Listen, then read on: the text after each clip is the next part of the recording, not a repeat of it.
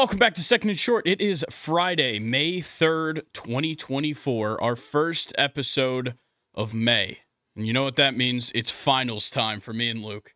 So we've been spending, sleepless nights, whatever it may be, studying, taking tests, doing assignments, all that stuff. But we're still here for you. We still got things to talk about here, and we wouldn't miss it for the world. Luke, how you been doing? We haven't seen you since the draft special.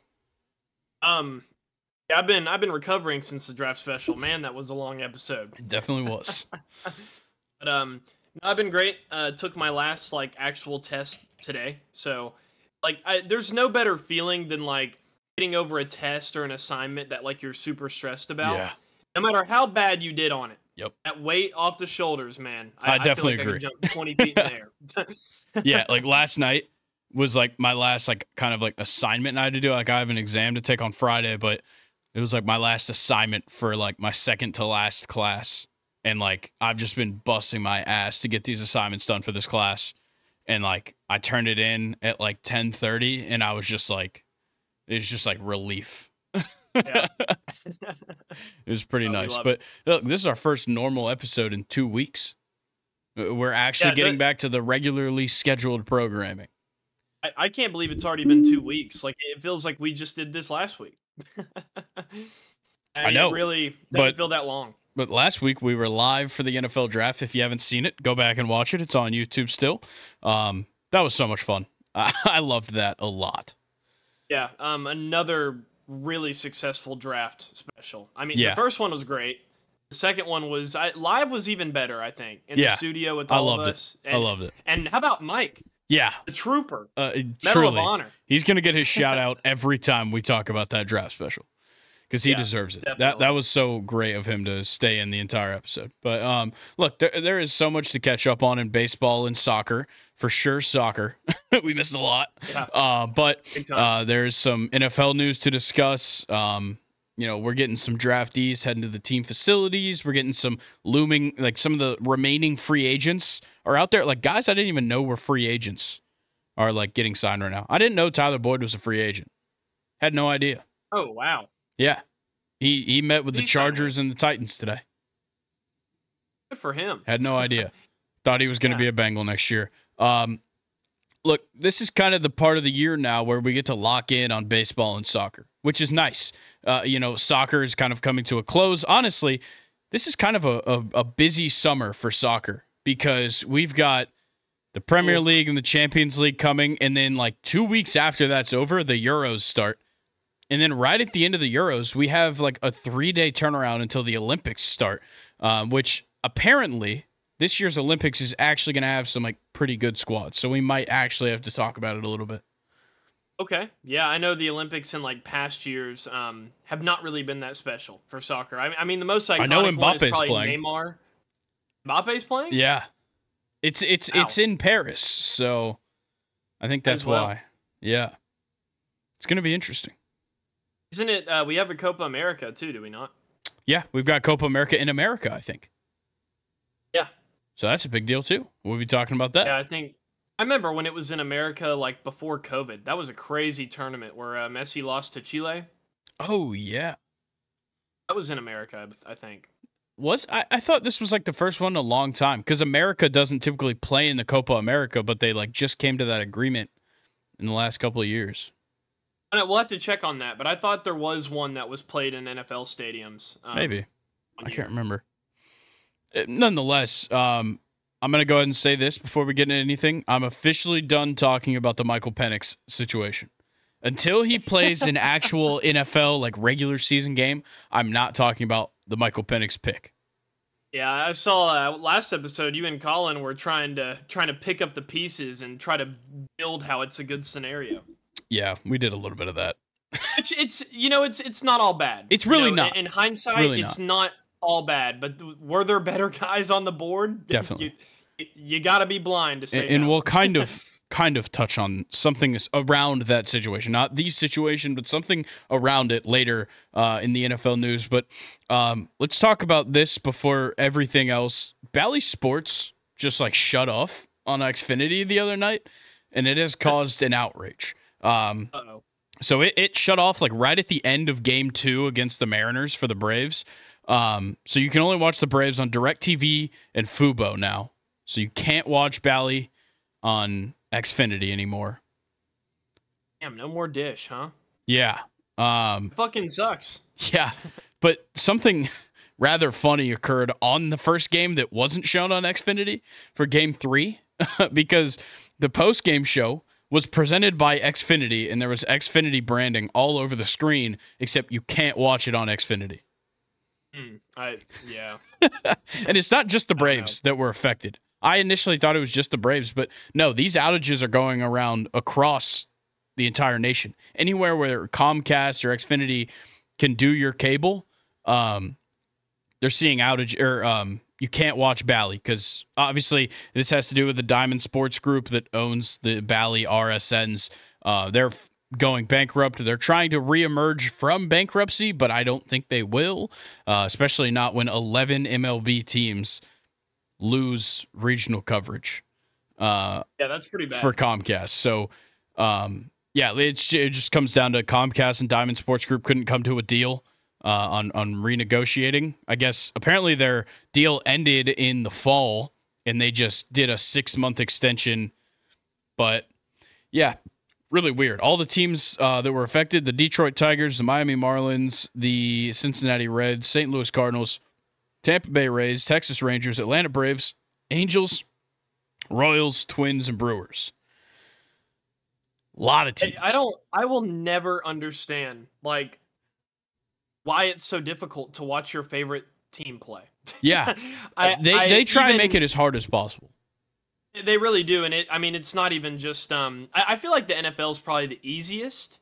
Yeah. But for baseball especially, they just get fucked over at least like once a year. I feel like every team has to deal with something. Yeah, it does seem that way, and I think it's all kind of happened because like even in the Fox Sports RSN's days, like there was contract issues. DirecTV and like all them, like they lose Bally all the time for like typically like a week.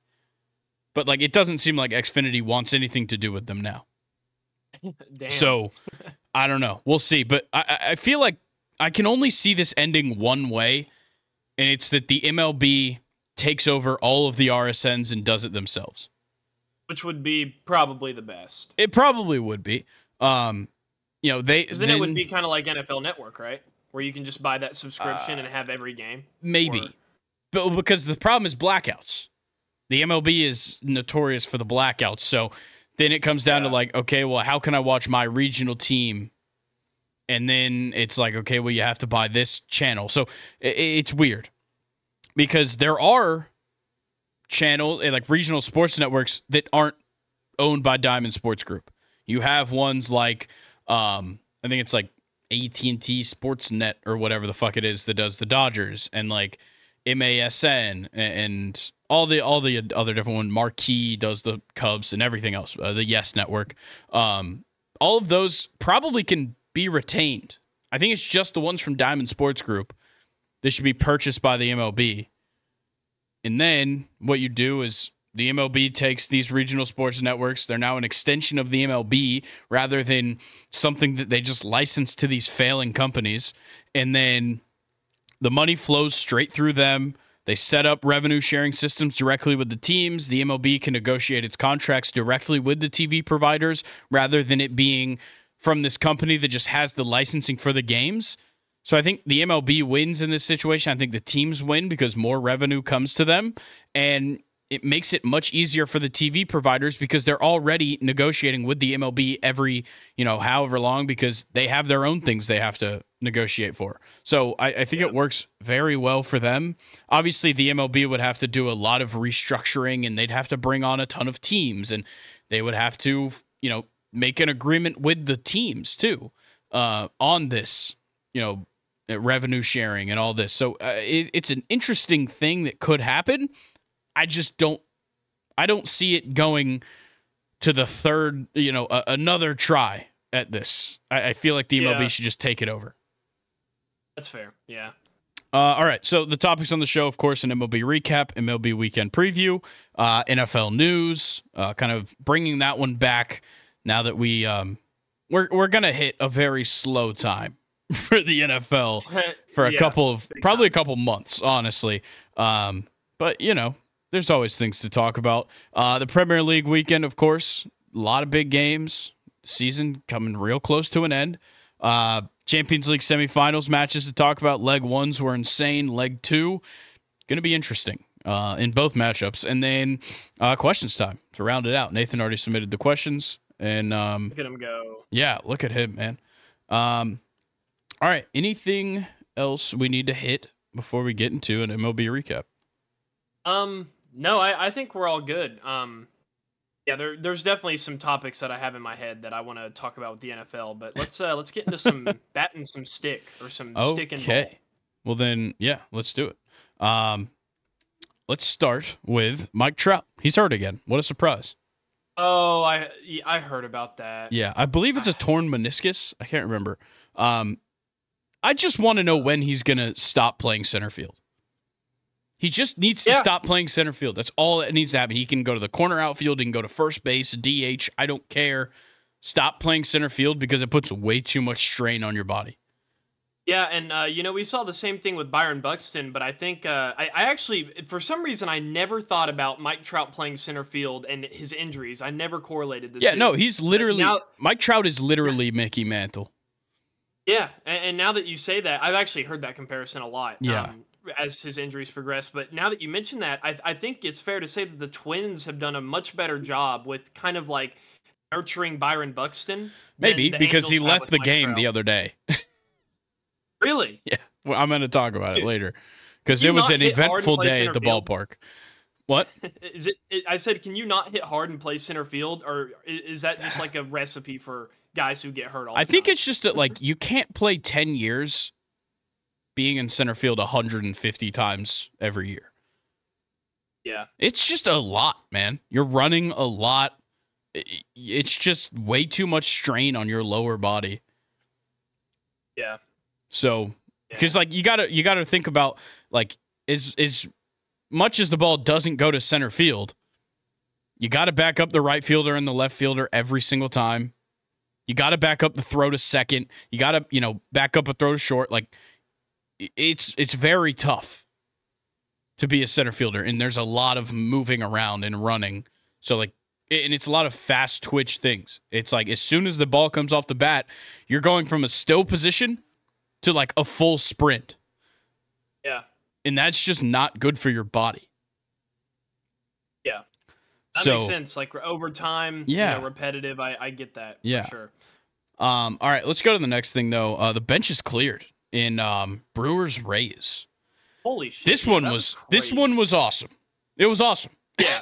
Abner Uribe punched Jose Siri while the umpire was holding back Jose Siri. It was amazing. This is what I want to see when the bench is clear. If I get a notification on my phone that the bench is cleared, somebody better be fighting.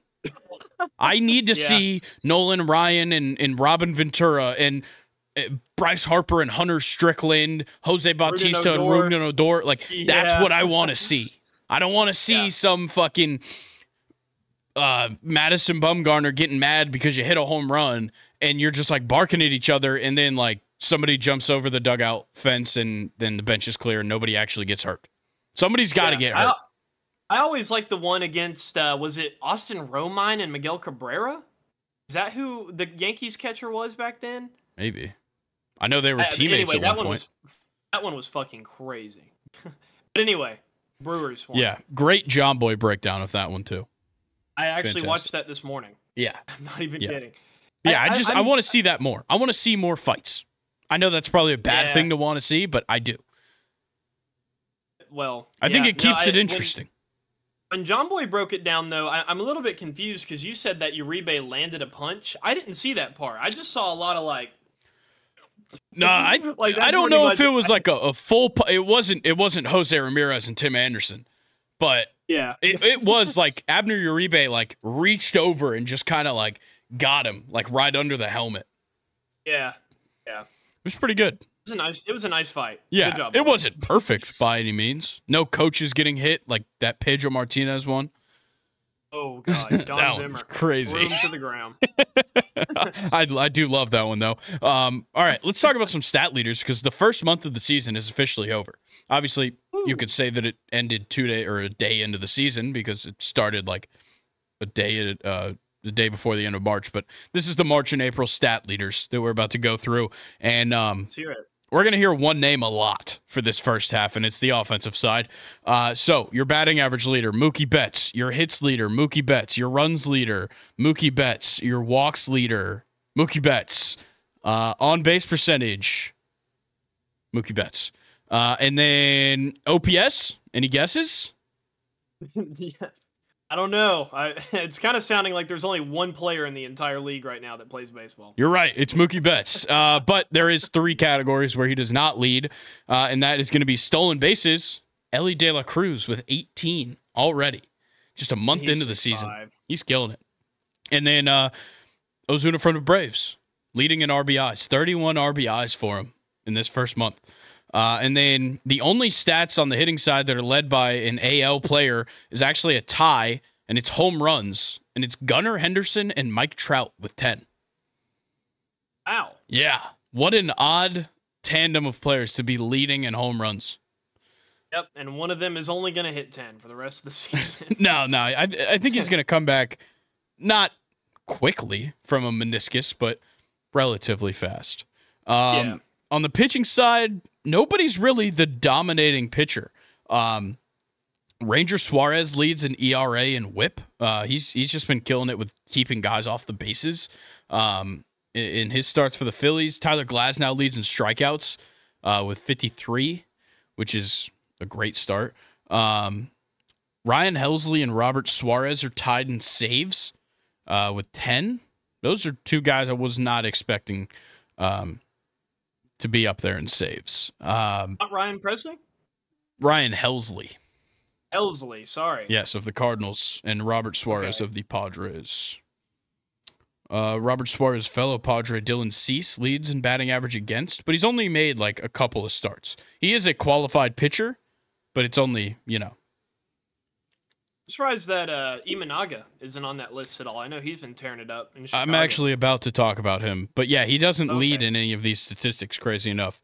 Jose Barrios leads in innings pitched. Nick Martinez leads in walks allowed, only allowing 3 walks in 28 innings pitched. Wow. The Phillies have the most wins with 21, but they've also played 2 more games than the Braves, who have the highest winning percentage. So yeah, awesome. That's the roundup. If you wanted to know, I wanted to know. I'm glad. I know the Yankees were the first team to 20 wins. True. Yes. The AL. The Phillies, I believe, are at 21 now. Yeah. All right. I have a little segment, and it's called "I Told You So." This is where I look back at the things that I said before the season, and they're true. Shota Imanaga is amazing. That's the first one. I knew he was going to be. He is. 6 starts into his MLB career. He has more wins than walks allowed. Oh, wow. He has 5 wins. He has walked 4 batters. He now has a 0.78 ERA, which is the lowest through a pitcher's first 6 career starts since Fernando Valenzuela in 1981. No other pitcher since integration has done this. Also, this was just a funny quote from a post-game interview. He was asked about pitching in New York for the first time, and his response, obviously via his interpreter, was, "The view from the hotel, I recognized it from Spider-Man. So I was like, oh, this is where Spider-Man was." That's awesome. I love that guy. Dude, he completely, he changes the whole trajectory of that entire team that he's on. Honestly. Definitely. I mean, what a guy. Yeah, he's killing it for the Cubs, I got to say. The Twins went on a 10-game winning streak, and they're still 4th in the AL Central. I knew the AL Central was going to be better. I just knew it. And Yeah. and it is much better. The Royals and Tigers are both killing it, but they're only in second and third place. I got to say, I was wrong about the Guardians. I thought they're going to be way worse. They're first. They have like 20 wins. First year manager, too. Yeah, they are absolutely killing it. Was not expecting that. But yeah, that wraps up. I told you so. I figured this was a perfect time, a month into the season, where I should be like, yep, I was right. I like that segment. I might have to pitch into that segment, actually. Okay. But I don't know if there's a lot of things I'm going to be right on. We'll see. All right. Now, there was a bee delay that happened in Arizona for Dodgers Diamondbacks. That was interesting. I don't know if you saw that. A swarm of bees were on top of the netting behind home plate, and they had to bring in a beekeeper to remove these bees and then let the beekeeper throw the first pitch. That is badass. Yeah, it's awesome. It was awesome. Is it a good first pitch? Throw a strike? It was all right. It was all right. Beekeeper has 15 years of experience. Wow. Yeah. Pretty cool. At like doing ballparks, or is No, that just he's just like I think it was just like a random like exterminator / like, whatever, like kind of company, a bug removal company that like sponsors the Diamondbacks. And so they just got somebody there. And this guy just happens to be a 15-year veteran. That's the guy 15 you years want. in the game, man. Okay, let's talk about this eventful Twins-White Sox game in which Trevor Plouffe was in the booth, which was awesome. So, yeah, he was in the booth for the game the other day. Before the game, he told Alex Kirilloff to hit a home run. Top of the fifth, he did it. That's awesome. That doesn't happen. He pointed to the booth. Yeah, and then he pointed to the booth. That was great. But I'm more interested in what happened earlier in the game. So the bottom of the first, the home plate umpire James Hoy started exchanging some words with White Sox catching coach and also 12-year MLB catcher Drew Butera, who is a great guy, like just a good, respected MLB player. And then he ejected him. So that was crazy. And Trevor Plouffe said Drew Butera just got tossed, maybe one of the nicest people in baseball. And then the Twins broadcaster, who also happens to be a 20-plus year MLB pitcher, LaTroy Hawkins, another very well-respected MLB player and announcer now, defended Butera, who is the opposing team's catching coach, and said, there's no room for that in the game, and I'm not talking about our good friend Drew. Call balls and strikes. Just do your job. Damn. Which is awesome. Yeah, that's crazy. I don't know if you've noticed it, or I don't know if it's the media that's kind of like priming this, or if it's actually going on, but like, why do umpires just seem so much worse this season? I think it's just over the years it just keeps getting spotlighted more. That's fair. I think it's not that they're significantly worse than they have been.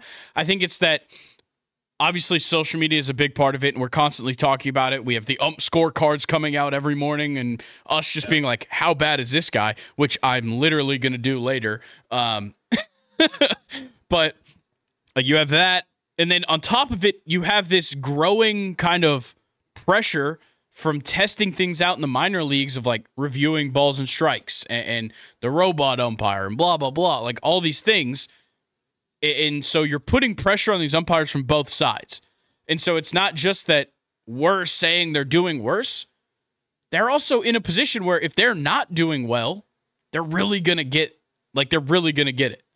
So yeah, I think it's like partially on the fans for putting way too much, not pressure, I guess, but attention on the umpires, and partially on the umpires because they just need to be better. Yeah. And also the That's MLB fair. because they're putting pressure on them too. Yeah, definitely. I just wanted to ask you because I have heard robo-ump just way too much. so many times this season. Yeah, and I don't remember ever hearing that or ever like really knowing what that term was in 2023. It is actually amazing to watch it happen though. I've never even seen it. So if you watch any minor league game, the catcher literally will just like a ball be like a pitch will be thrown. Ump calls it a strike. It was really a ball.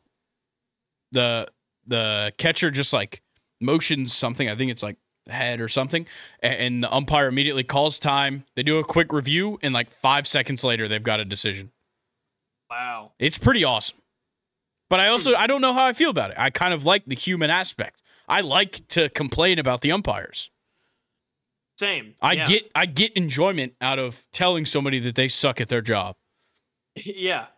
Yeah. So I don't know how I feel about it. But I do know how I feel about this umpire incident because it's in the same fucking game. It was actually just half an inning later. The top of the second, Byron Buxton goes to steal second and seems to have pulled something as soon as he turned. Because like halfway through, he just started jogging and got like tagged out. No like attempt to get out of the way. And as he was limping off the field and being escorted by an athletic trainer, the first base umpire, Rob Drake, audibly on the broadcast is telling him, let's go, as to like hurry them up off the field. Which is crazy. And you could clearly hear it on the broadcast. And Trevor Plouffe pointed this out and was like, that's so inappropriate. Yeah. Like, why would you do that? And LaTroy Hawkins wasn't happy either. So I don't know what the fuck was going on with this umpiring crew in Minnesota, or I guess it was in Chicago, whichever city they were in. I don't know what was going on with it, but it was horrible. It's that South Side energy. I guess. I don't know what happened, but we'll move on from that and talk about a horrible human being, Julio Urias.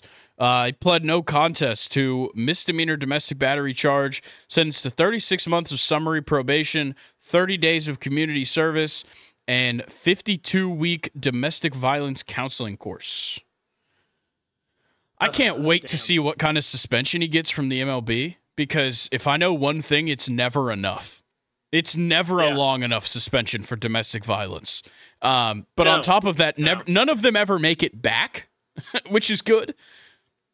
Like some of them will, like some of the guys make it back, but like an Addison Russell is a good example.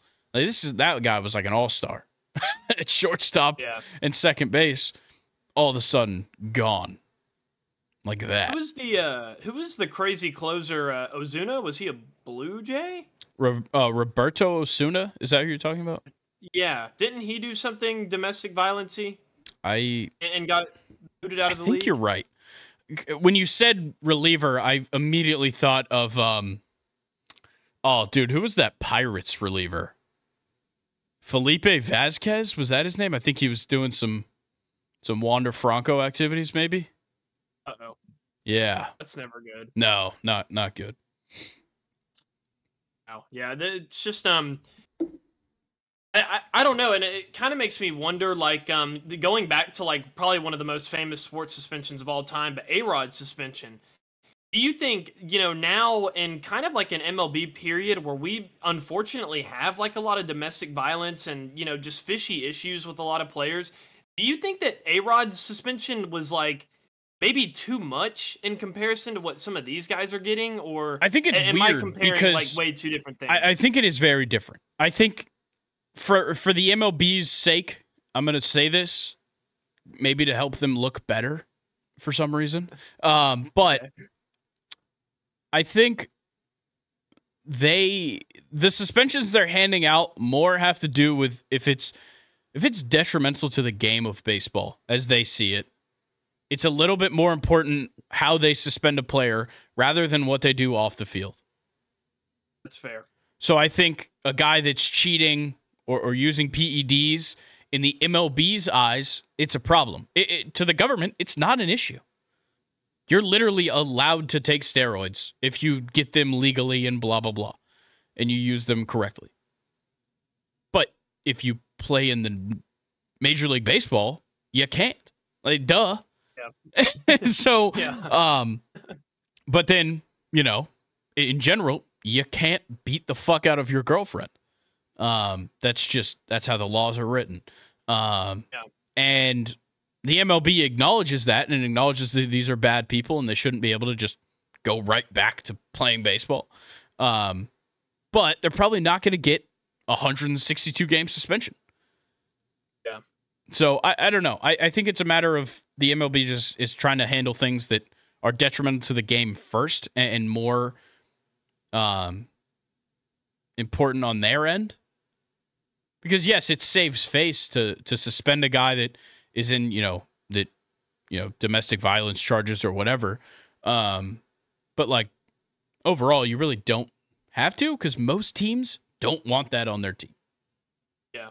So I don't know. It's interesting. All right, let's move on to okay. I'm gonna shit talk on this umpire real quick. Nick Lentz, I believe is his name. Yeah, okay. And look, I think this is super unbiased me to shit on this guy. He struggled calling calling a ball on Chris Sale against the Mariners. Literally, Chris Sale was just throwing a ball wherever he wanted to, and it was a strike. Like, it was crazy. His overall accuracy, 90%, which is not good. His called strike accuracy was 80%. Oh, wow. So on the 44 pitches where he had to call a strike, 9 of them were actually balls. Damn. Yeah. And just about all of those were Chris Sale's pitches, which I will say, it is very fucking hard to tell where the fuck this ball is coming from or going to from Chris Sale's hand. He's like left hand, like all the way out here. It's really tough. And he throws it like 95, at least. Yeah. So I don't blame him, but it was clear that it was just that he could not see Chris Sale's pitches in particular, because his overall run favor was 1.29 to the Braves. Oh. It's fucking bad. So wow. I guess thanks. But you had a bad day, Nick. It was rather interesting. Chris Sale's sliders, dude, if you're a lefty, it's literally starting like 4 feet behind you and finishing 5 feet in front of you. Yeah. Yeah, it was pretty brutal. All right, our next thing, Jake Cronenworth is beating the washed allegations. He's killing it. He's off to a great start. And to do so, he hit a grand slam right into the Crone zone. Remind us all that he's not washed, and that, once again, Don Orsillo is one of the best play-by-plays in the league. The Crone zone is amazing. His voice is, like, perfect, because whenever something big happens, like, you can tell it's, like, trying to get higher pitched, but it doesn't. It's very interesting. So I don't know why, but this just inspired me to go ahead and just give my top 3 play-by-plays in the league. That is 100% biased. I'll go ahead and say that, because Brandon Gaudin is number 1. But he's also a great play-by-play. He is. Yeah. I have Jason Benetti, too, formerly of the White Sox, now of the Tigers. He's fantastic. He also does some national broadcasting. And then Don Orsillo's 3. John Sciambi gets an honorable mention. Mainly for being the most recent voice of MLB The Show, and also doing, I think, Sunday Night Baseball for a while. But he's also the Cubs announcer. Oh, cool. Are a lot of these announcers that announce for a specific team, are they like most always like a fan or played for that team? So when it's a play-by-play, not really. No. Play-by-plays just kind of go wherever they can go. When it's the color commentator, it's typically a former player of that team. At least at the regional level, that's typically the case. So like, a Jeff Francoeur, CJ Nitkowski, both spent time with the Braves. Like we were talking about, like LaTroy Hawkins played for the Twins for a majority of his career. A lot of the time it's like that, where like I think Keith Hernandez is used to or is a color commentator for the Mets. Yeah, I think on Yes Network with Michael Kay, Paul O'Neill is his guy. He spent time with the Yankees, obviously. So yeah, I like that aspect in particular of regional broadcasting. Yeah. Of the guys that have like played, and especially guys that are still around that clubhouse, and like the relationship they have with the current players. It adds so much more to, like the whole broadcast, I feel like. Yeah, and like for the last, like for a while now, like even in basketball, like the Hawks, one of their color commentators, Dominic Wilkins. Yeah. He's like the best Hawks player ever.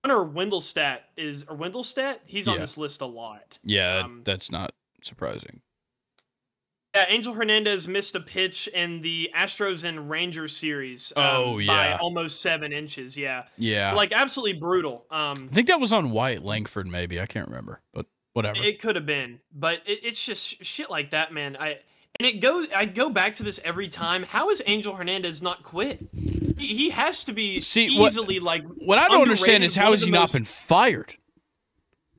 Because he'll just sue him. But they have the ability to fire him. They already won the lawsuit before. They could win it again. Maybe it's just the Oh my Nope. God! Maybe it's just the fame around. There we him go. at this Yeah. point. We're gonna get away from publicity. That word. Fuck. Nope. Stop trying. Fame. We're gonna go is with the correct fame word on that one. What you got? What else man. you got? What else you got? We've got some good ass series this weekend. I hate to cut you off, but just looking ahead. Wow. Okay, go ahead. I saw this one stat that was like Clay Holmes hasn't he has like a 58% like whiff rate on his slider this season. It's mowing hitters down. No earned runs off of it, barely any hits. Yeah. Clay Holmes is a weird case for the Yankees because he is a heart attack closer. He is not like, we're just going to strike these 3 guys out and get the win. No. We're going to put a guy in scoring position, just kind of freak everybody out, and then we're going to get the save. But every closer that the Braves have had since Craig Kimbrell does that. Well, and to that point, the Yankees are so stuck up with having Mariano Rivera that every closer since has never been good enough. Yeah. No, it's never like, been good enough. We had Melanson was like the last, like after Kimbrell, nobody was consistent. I can't even remember this fucking guy's name. That was the closer for a little bit. Like Shane Green. We tried to have him close. We tried to have him close one game. He blew it. We never did it again. We had Melanson the next season who would just he was great. And then he'd give up he'd walk 2 guys and then get 3 straight outs to close it. Or, and then it was Kenley Jansen certainly loved to do that a lot. Now Rizal Iglesias likes to do it a lot. It is just, and Will Smith is the king of it. I skipped over him probably because I've tried to forget him as much as possible. But yeah, it is difficult to find a good, consistent closer. Yeah, it is.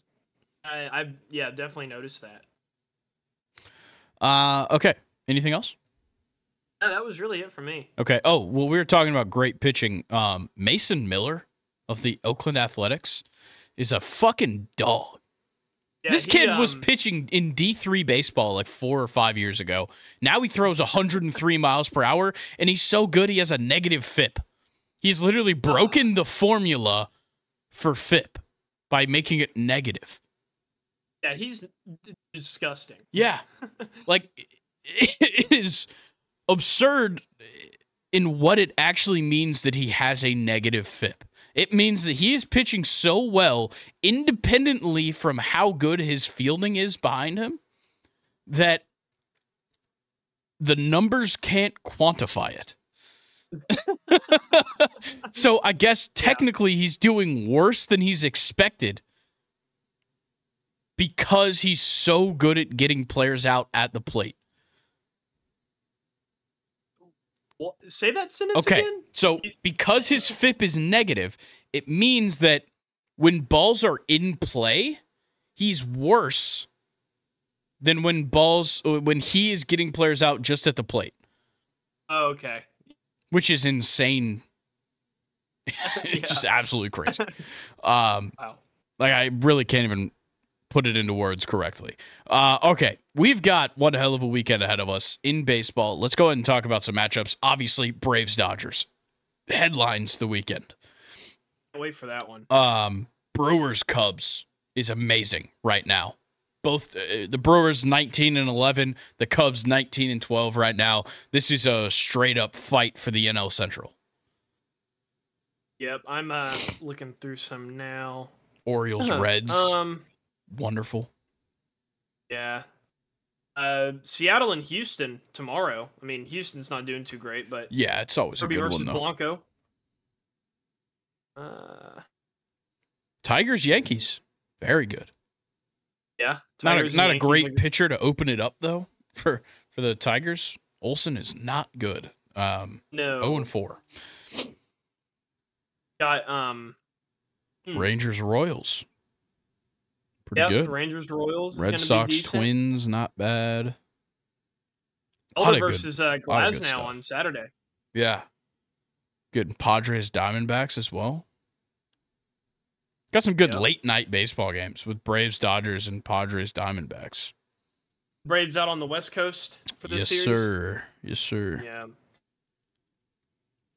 Oh man. I know they're just happy to be in season, man. Yeah, it is nice. It is very nice. Can't wait until Garrett Cole's back. Yeah, I wish my ace was healthy. Unfortunately, he's not. Okay, I think that does it for the MLB. That was fun. About time we talk about some foosball. Let's do it. All right, let's start with Travis Kelce. He got a lot of money. Yeah, he did. A lot of money. Yeah, 2-year extension on him, right? Yeah, 2 years, 34 million, I believe, is the figure. Yes, 2 years, 34 million. I think it was like 34,250 or whatever, but whatever. $34 million. He's making 17 million guaranteed. He's getting the bag. He's got, I think next year his roster bonus is 11 million. Just a roster bonus. Yeah. Just so they can make sure he's there. He gets 11 million. Yeah, that one just makes sense. It's Travis Kelce. He's the best tight end of all time, most likely. Yeah. And sneaky thing here. He only gets a 2-year extension. Could he retire at the end of it? Because it's only it's literally the 2 years is this year and next year. Yeah. I don't know. I mean, he could walk away and be like perfectly fine, kind of like with what Aaron Donald did. But I don't know. Travis Kelce still. Now Jason's out. Yeah, that is true. Yeah, it's true. He's got Taylor. He might want to settle down a little. Settle down, dude. He's gonna be on tour every fucking year. Yeah, at every show. Yeah, with the bracelet. Yep. Light up bracelet. Jaylen Warren said that Justin Fields could be a kick returner. That is literally my next note. Yeah. It's fucking crazy. Yeah. That's like, I don't even understand. I'm going to have to watch like 10 games before I understand what this kicking rule is. I don't know what it is, honestly. Yeah, I don't get it either. Tyler Boyd has now met with the Chargers and Titans, which we actually talked about at the beginning of the episode. Apparently he is likely to sign with the Titans. So that is going to be a lethal receiving core. DeAndre Hopkins, Calvin Ridley, and Tyler Boyd. I wonder if they're going to bring back D-Hop, because I think he's on his last year. Yeah, he is. I think it was a 2-year deal that he signed. Yeah, that'll be interesting. They're helping out Will Levis. That's for sure. Yeah, big time. Yeah. Big time. Okay. Marvin Harrison Jr. has still not signed his preliminary NFLPA licensing agreement, so you still can't buy his jersey. The NFLPA cannot license him. He won't be in Madden as of right now, but he does still retain the ability to negotiate directly with the NFL on his likeness. So that would be interesting. But he's got to join the NFLPA. Like, that's just, you're not just going to not do that. Yeah. The only guy that gets away with not joining a union associated with the NFL is Bill Belichick. Yeah. He's not part of the coaches union, which I think is hilarious. Yeah. They always got some like default guy in Madden. Yeah, and it's so funny. I have some news for you. Hit me. So I saw this on Instagram. These are like the biggest steals in the NFL draft since 2010. Nice little, recap of all this draft stuff that's been going on. Who would be yours? Like, can you think of a guy off the top of your head, like a late round dog? Brock Purdy.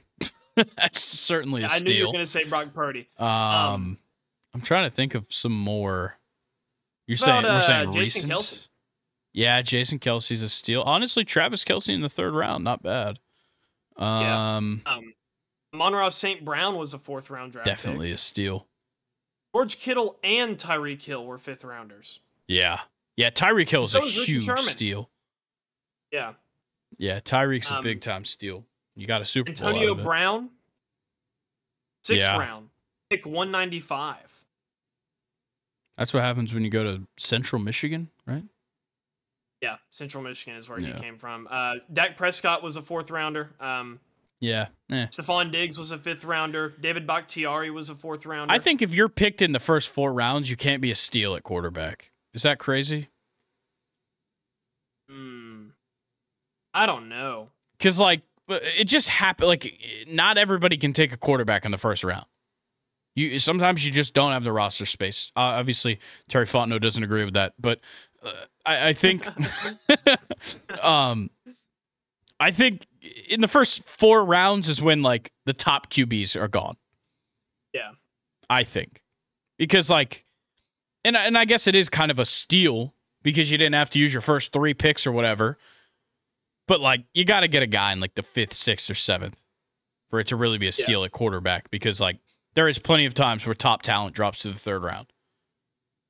Yeah, like Puka Nacua dropping to the 5th round. Yeah, and that one was really off injury. Like, he probably would have been a 2nd round guy, but he got injured at the end of his year, and he just threw everything off.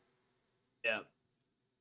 Anyway, those are my 10 guys. Yeah, it's hard to constitute what a steal is because some people would say that, you get a great player out of it, but at the time, like, man, nobody was thinking about Brock Purdy.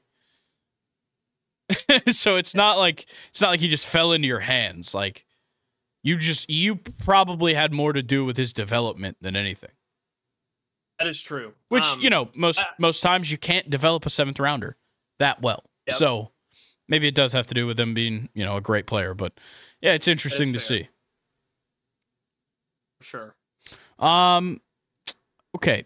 I don't know how I feel about this. Adam Schefter went on the Pat McAfee show, as he does like every week, and said that Drake May was never going to go to the Commanders at 2. The only quarterbacks they had in consideration were Jaden Daniels and J.J. McCarthy. Nice. What the fuck?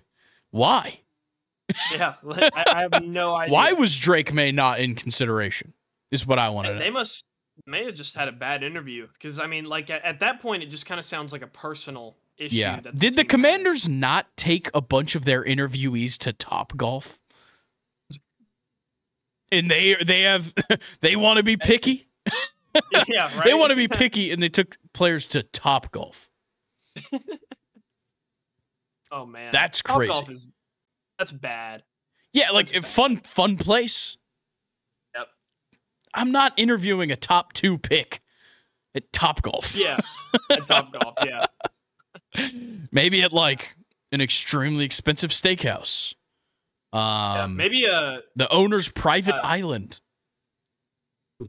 I don't know about private islands these days, Chris. I don't know. I think isn't that what Arthur Blank did? Didn't he like make Belichick go to his island or something? I've never heard of that. Maybe it was a boat.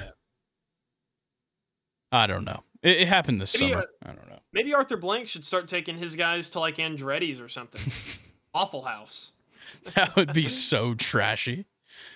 Yeah. Taking a fucking a coaching interview or player interview to a go-kart track in Marietta? Yeah. That's gross. Yeah, that's pretty bad. Yeah, take him in a small boat on Lake Lanier. Yeah. I'm sure that would end well. You're in Flowery Branch. Right. It's super accessible. True.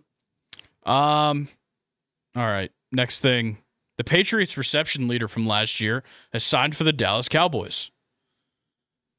It's Ezekiel Elliott. Yeah, the receptions leader for the Patriots last year. That's not okay. Wait, Zeke's going back to Dallas? Yeah. Yeah, unfinished business. I didn't hear about that. Oh. Yeah. Horrible that they're in this position. Yeah. I mean, it was a bad running back draft, and I'm friends with a couple Cowboys fans. My dad is a Cowboys fan, and I know they were wanting a running back really early, but I kept telling them, like, you probably probably can take one like third or fourth round. I think there may have been one running back that went in the second round or like early third. I'm pretty sure Jonathan Brooks was the first one off the board, and I think he went early third to the Panthers. Okay. He might have been in the second round, though. I can't remember. Yeah, there weren't a lot of guys there, but it just, I go back to the Cowboys not talking to Derrick Henry, who was like completely willing to sign there.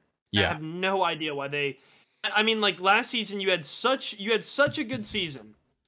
And you, like, the Cowboys just basically are not really trying to build off of that whatsoever. I don't know. Yeah, I think the entire league fucked up by letting Derrick Henry be on the Ravens. Yeah. I think we are all going to pay for that decision. Next thing, though, a record 5.1% of all players selected in the 2024 NFL Draft are of Polynesian ancestry.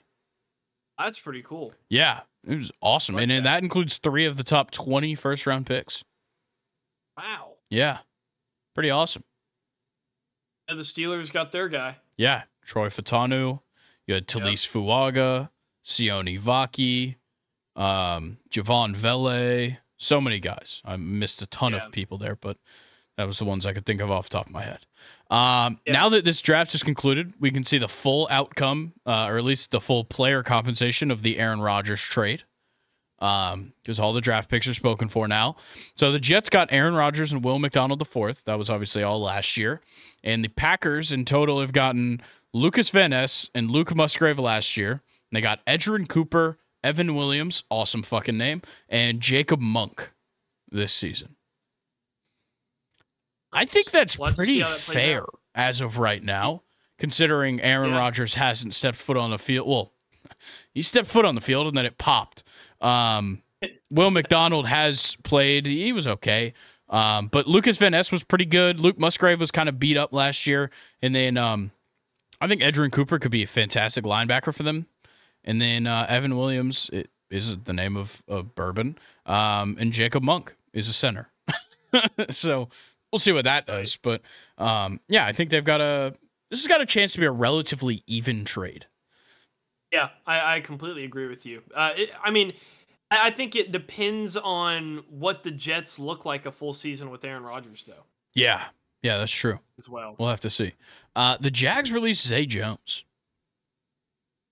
Wow. It's kind of weird. Like, you already lost Calvin Ridley, and you drafted Brian Thomas, which is a great draft pick. Yeah. But it's literally just Brian Thomas and Christian Kirk in that wide receiver room. And Gabe Davis, I guess. Yeah, maybe Gabe Davis. He's on the team.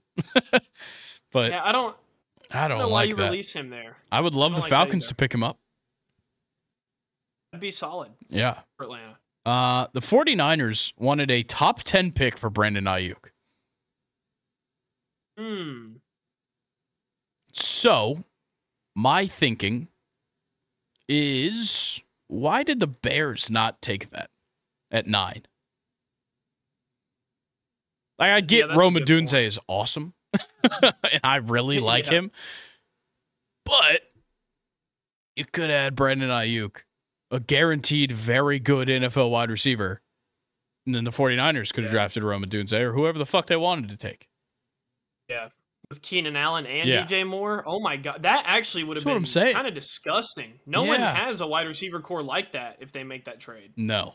Nobody is touching that. That's 3 of the top wide receivers from, honestly, like, very good offenses last year. I know the Chargers offense wasn't great, but Keenan Allen was clearly the best wide receiver on that team, one of the top wide receivers. I'd probably argue that's like 3 top 15 wide receivers from last season all on one team. Yeah. Here, I got a question for you. Do you think DJ Moore and Keenan Allen go over 1,000 yards this season, like a Tyreek Hill, Jalen Waddle? They definitely could. I think we'll have to see. We'll have to see how good Caleb Williams is. I think that's a big part of this. Yeah, and if Keenan Allen can stay healthy. Yeah, that too. As well. That too. That's definitely a big part of it. I don't know. It's interesting because now Rome Odunze is in the question. Yep. So maybe there's really no telling. It's gonna be tough. It's gonna be tough to balance that out because, like, I think the closest comparison that we've had, because, like, I don't think Jalen Waddle is as good as DJ Moore or Keenan Allen. Nah, I don't don't think so. I don't know. I think there's arguments. I think there is, made. but I think they're both ahead of him in my eyes.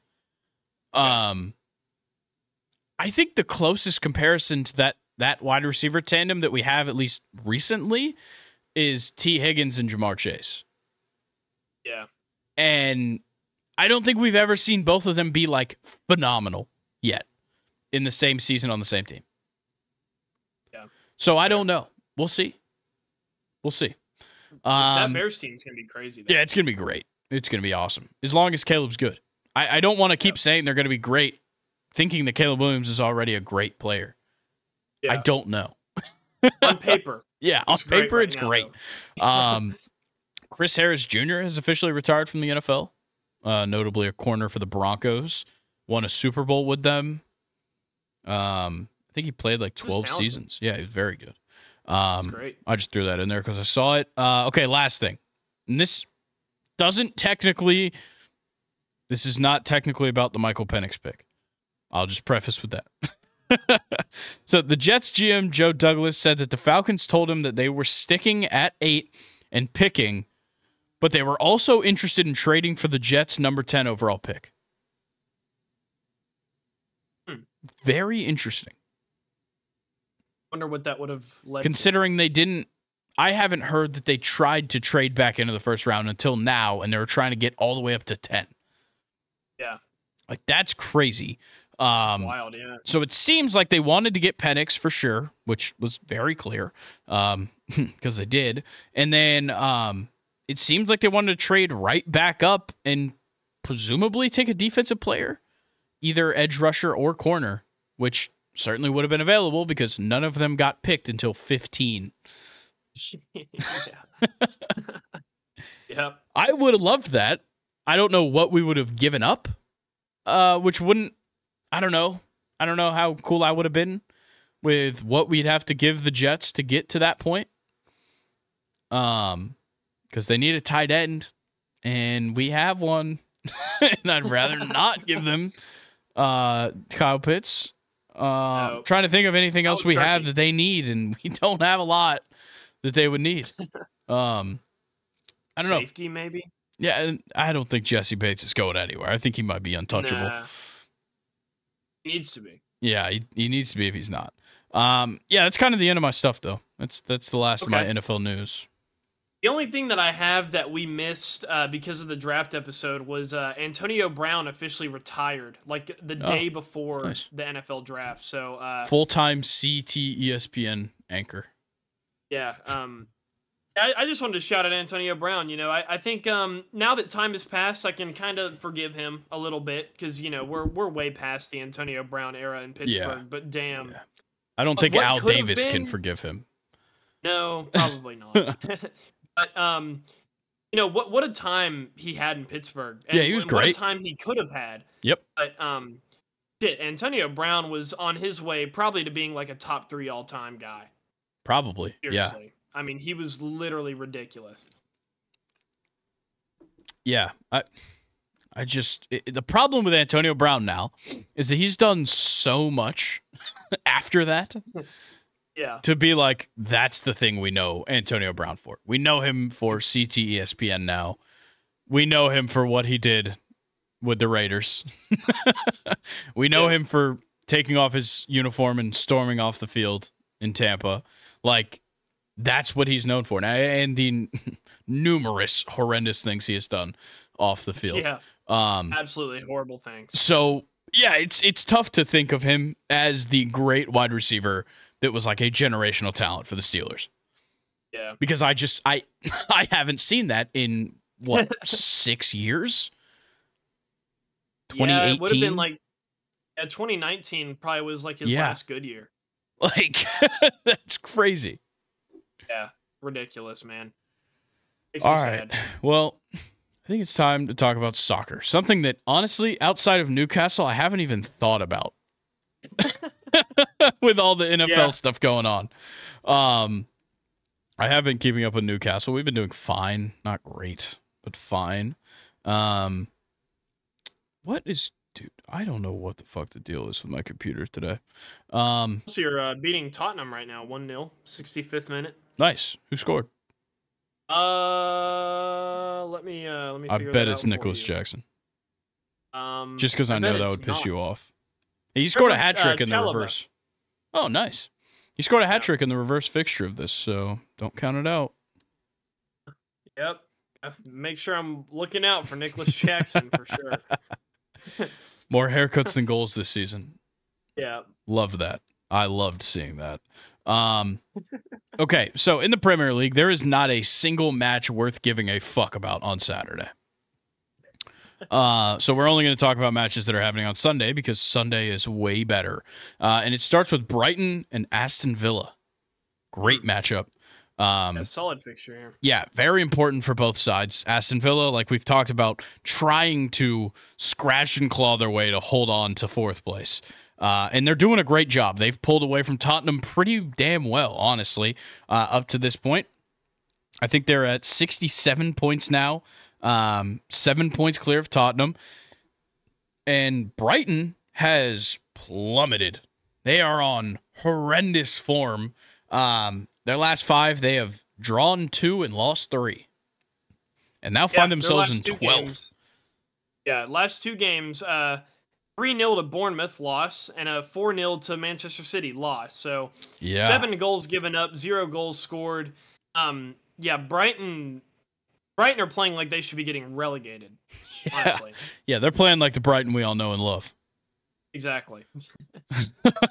I mean, of course, a lot of injuries there, which it's going to be interesting to see. But there's injuries on Aston Villa's side, too, and they're playing great.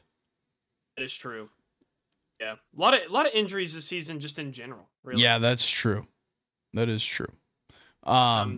This is a tough matchup to gauge. I think, obviously, Aston Villa has been the better team all the way through. But these two teams can both just show up any day and play really well.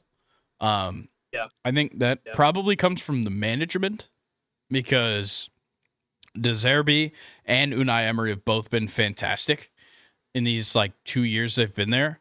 So it could be from that, and it could just be from the fact that they're both talented teams. They have a lot of talent up and down these rosters. The problem is all the talent is getting hurt, like you pointed out. Like for Brighton, Evan Ferguson's out, Matoma's out, Estupiñán's out, Solly March is out, and Lamptey is most likely going to miss this one. On Villa's side, Alex Moreno's out, Kamara's out, Emiliano Martinez is hurt. He might miss it. Buendia's out for the season. Jacob Ramsey's hurt. House is hurt. Zaniolo's hurt. Hiron Ming's out for the season. And Yuri Tielemans is hurt. It's just so many injuries. It's crazy. Yeah, a lot of guys there. I'm siding with Newcastle here in this fixture just because, like you said, Newcastle had been, kind of not Newcastle. Or sorry, Villa. Yes. Ooh. Villa have been doing a lot better job of just mitigating, the damage that has been done to their team through injuries. But Villa's last game, I don't like them tying to my Chelsea. Yeah, that's a little bit of a weird result there for Aston Villa. So I don't know. I think this game's going to be a lot closer, maybe than what people would think. But I'm still leaning towards Villa for sure. Yeah, I think with Brighton, the fact they haven't won in 6 games, they didn't score in their last 2, and the fact that I know that Aston Villa can score goals and at least create chances gives me the idea to side with Villa is probably the safer bet here. And I'm going to go 2-0 Villa. Another shutout. Villa. Another clean sheet for Villa. Another scoreless game for Brighton. Yep. All right, let's go to the next match, which is Chelsea and West Ham. What do you think? How are you feeling? Obviously, there's a match going on right now, but you're winning. My first thoughts are, just how did we get so far from beating, Manchester United in that crazy 4-3 game, and then a couple days later, just destroying Everton 6-0. And then FA Cup to City, the 1-0. Arsenal beat us 5-0. The draw with Aston Villa is an okay result, but we need the wins right now. Yeah. Which is good because we're beating Tottenham right now. I don't know why Tottenham can just never show up against Chelsea, but I'm fine here by for you, it. I'd I assume. fucking hate Tottenham. Yeah. Um, but on the other side, West Ham hasn't really been that consistent either. No. And I think the reverse fixture, West Ham did win that game. And that was, I think the reverse fixture was like in the fall. Like it was like a really long time Yeah, ago it at was this point. early. Really early, Yeah, I it was like think. third or second game of the season, I think. Yeah, August but 20th. this one's really hard to predict because, since we've started this podcast, and I've complained about this to you before, but predicting Chelsea is just honestly impossible at this point. It definitely is. If you look at West Ham United's recent track record, it's not easy to predict them either. Yeah. So in this one, I really have no idea where it's going to go, but it would be nice to see Chelsea kind of try to get hot again, for the end of the season. But yeah. like I said, I don't know if that's going to happen. I think this is the perfect matchup for Cole Palmer to score 3 penalties and just really get people mad. Because Chelsea have been awarded the most penalties this season with 12, and West Ham have conceded the most penalties with 10.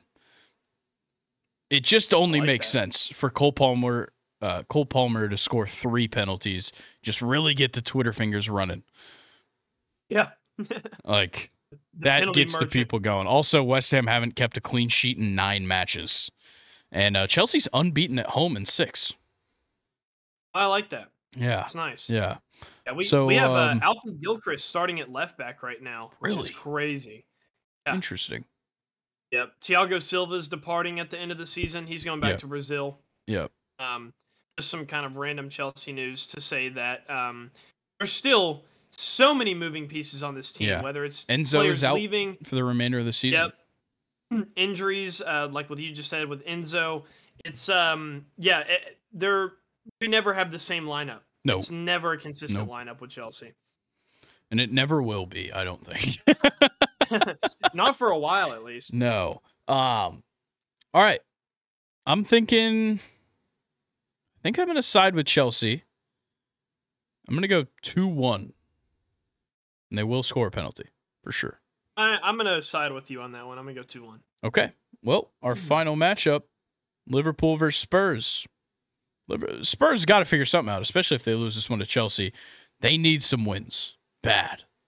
Because they're getting pretty close to dropping into like, oh shit, we have to contend now with Man United and Newcastle for like 5th place. Yeah. So they've really got to watch themselves here, because if they lose a 3rd consecutive match, this time to Chelsea, it's not going to look good. They got thrashed by Newcastle 4-0. They lost to Arsenal by 1 goal, 3-2. Now, at the moment, they're losing to Chelsea. It is not going to be good for Tottenham if they lose this match to Chelsea. And then they have to play Liverpool right after, who, haven't been on the best form. They lost to Everton in the Merseyside Derby, and they drew with West Ham. But it's still a much better team on paper. So, as we are speaking right now, Nicholas Jackson is celebrating a goal against Tottenham right now. Yeah. So I'll take Liverpool. In fact, I will bet my life savings that it's Liverpool in this game. God, I hate when he scores, man. It should have just been 1-0. Just leave it 1-0. But Liverpool are on a bit of a skid as well as Tottenham. For both being kind of like top teams in the Premier League. Yeah. They're both not really looking that hot. And especially in Liverpool's case, them not looking hot just makes Arsenal and Manchester City, get bigger. Yeah, because now Man City's 4 points ahead of Liverpool because they've won like 5+ straight. And Arsenal has only fallen to Villa in like the last month. Yeah. Yep. Yeah, it's interesting. It is interesting right now. Brutal for both these teams. Definitely. Yeah, I think I just trust Liverpool way more than Tottenham to win a big game right now. Despite the fact that Liverpool is not winning big games either. I can't trust Tottenham at the moment, especially considering they're down 2-0 to Chelsea right now. Yeah, exactly. And I mean, Liverpool definitely, they have the squad and the personnel to figure things out, but I'm about tired of that Trent guy, man. I hate a fullback that doesn't defend. Yeah. I hate a fullback. I think he just needs to make the move to midfield. Yeah, I think he could be a center mid, or honestly, even like kind of maybe not like a pacey winger, but like a good possession winger, kind of like a James Madison type, maybe. Yeah, he literally plays center defensive mid half the time when he's in the England squad. Yeah. So just put him there. Yeah.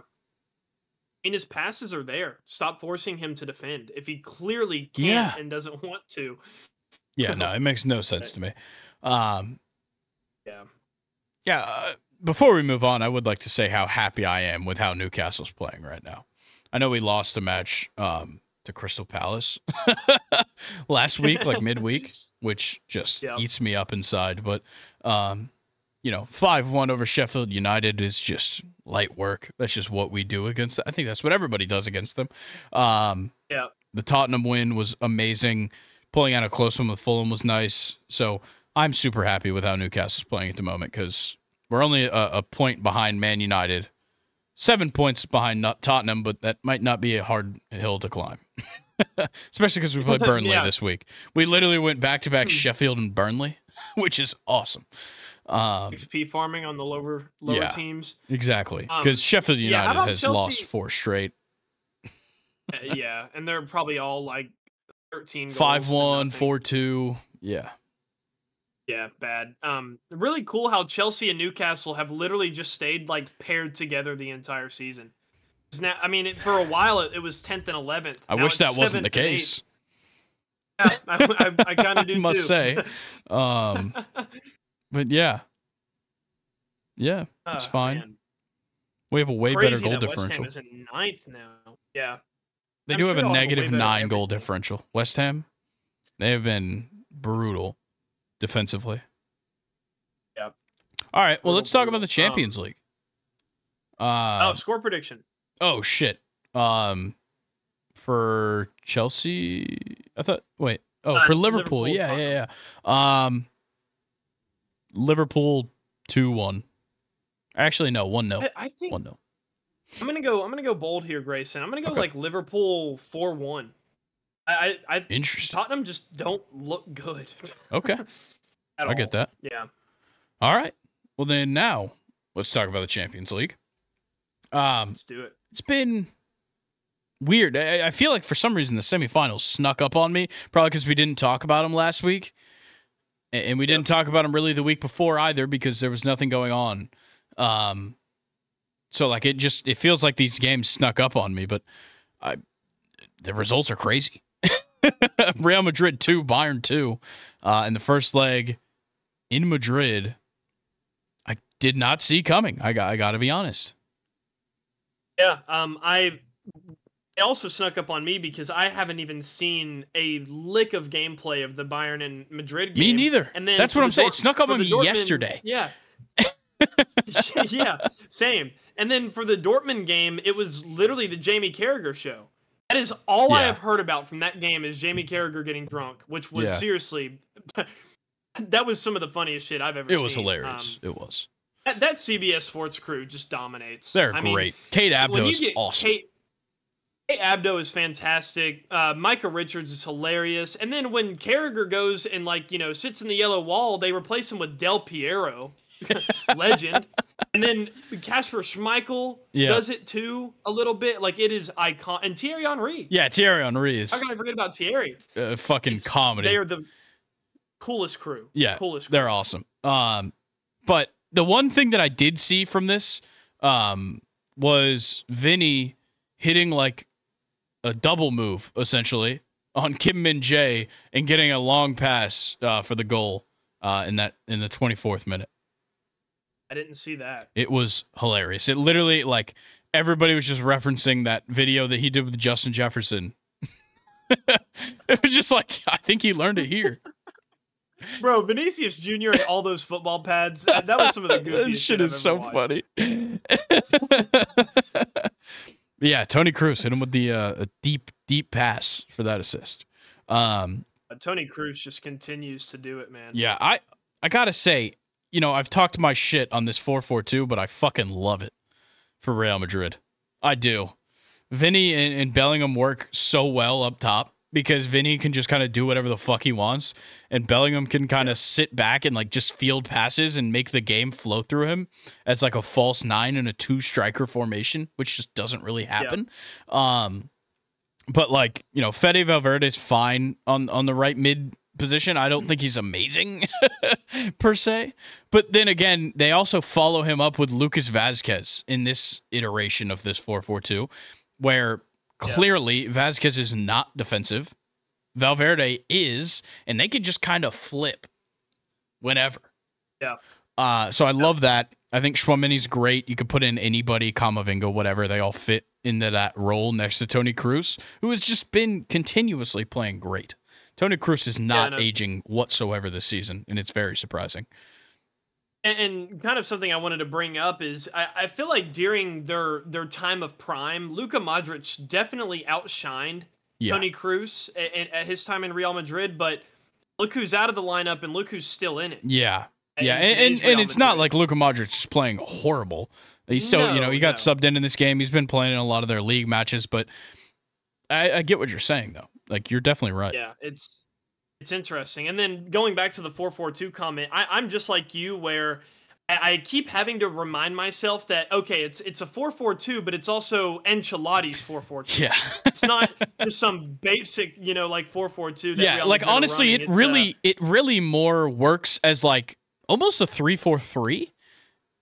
Yeah. The way that it plays, like, I watched some of the clips from the match, and, like, it seems like the way they do it is, like, Rodrigo kind of, like, the Rodrigo and the top two kind of shift right. So, like, Bellingham does occupy the right side of the field a little bit more, and then you kind of, it's very weird. It almost snakes. So, like, if you start here with Mendy and Fernandez and Rudiger, they all slide slightly to the right. Vazquez kind of pushes up, and that pushes everybody else over. And then Rodrigo goes up, and it pushes everybody else over. Like, it totally shifts into a 3-4-3 when they needed to. But I think it's just a matter of you can play these guys however you want because they all know their roles so well. Because I think I think that obviously attests to how good Carlo Ancelotti is as a manager. But as just like a tactician, the fact that like he gets these players into this position where like a formation can be fluid, just like how Pep Guardiola does it, just like how all the best managers in the world do it. Whatever formation they're throwing out doesn't have to be the next, greatest thing. It's about how you can keep these guys in there, how you train them, how they follow this formation that works the best. And I think Ancelotti's doing it so well. But let's talk about the team that was level with them by the end of this game, because Bayern certainly wasn't bad. I think it's weird that both teams kind of tied this match up on a pen. Or I guess Bayern took the lead on a pen, but still, the attacking side of Bayern's game was phenomenal. It really was. Defensively, like I talked about, Kim Min-jae got exposed by Vinny. Eric Dyer looked like he had 0 feet. He just didn't have feet. He couldn't tackle for shit. Oh, wow. But, like, yeah, I think the rest of the team really played up to the occasion, considering you're on the road in, such a hostile environment. Yeah, no, that's a great point. Yeah, I don't hate Bayern's lineup, but I definitely would like to see them try to, get better. I think they're missing better center backs. I know they have Matheus de Ligt, who's still in the team, but like guys like Oumpa Meccano and I would even say Eric Dyer, they just need to probably not be playing for Bayern. But like Oumpa Meccano like barely even gets in the lineup, which is crazy. That is true, but when he does, it's always awful. Yeah, I agree. Always. Well, and de Ligt, I think, is hurt at the moment, probably for the remainder of the season. But it doesn't seem like they want him in the lineup either, because him and Tuchel just cannot agree on anything. Yeah, definitely. So then you're left with just these guys. Something else crazy that I wanted to point out. In this matchup, you had Thomas Muller, Manuel Neuer, and Toni Kroos still in the starting 11 in 2024, playing in a Champions League semifinal. Yeah. That's pretty cool. Yeah. That's some awesome. Legends. Legends. Yes. Absolute legends. Guys that were all on the field for a World Cup victory in 2014. Yeah, 10 years ago. That's crazy. It is awesome. You definitely don't see that much. Let's talk about leg 2 though. It heads back to, or it heads to Germany, not back to Germany, I guess. What are we thinking going into that? I know like it's hard to say because we're coming off of a draw. I wouldn't say either team was significantly better than the other in that match. Yeah, definitely not. I'm looking at just kind of the stats from that match. The shots are pretty even, possession's pretty even. I mean, everything here is pretty even. I don't know, like it's, I've said this before, but it's always really hard to go against Real Madrid in the Champions League. Yeah. But it's also, a leg 2 in a game where the first leg was a draw in Spain. And it's at the Allianz, man. It's in front of the Bayern Ultras, and they're going to be rocking. Those Bundesliga fans are crazy. I really don't know. I think I'm going to go Real Madrid, but I don't necessarily hate Bayern in this matchup either, at all. Me neither. I think I almost want to side with Bayern just because I trust their ability to like get those late goals. It seems like Real Madrid, yes, they have been scoring some late goals in these games, but I think they're really good first half team when everybody's fresh because a lot of their lineup relies kind of on this fast build-up play. Like with how Jude Bellingham kind of plays the game, like if he's not at full fitness, he's not going to be as impactful. The same goes for Vinny because he's literally just all out sprinting the entire game. And so I think a lot of their at least goal scoring threat relies on speed.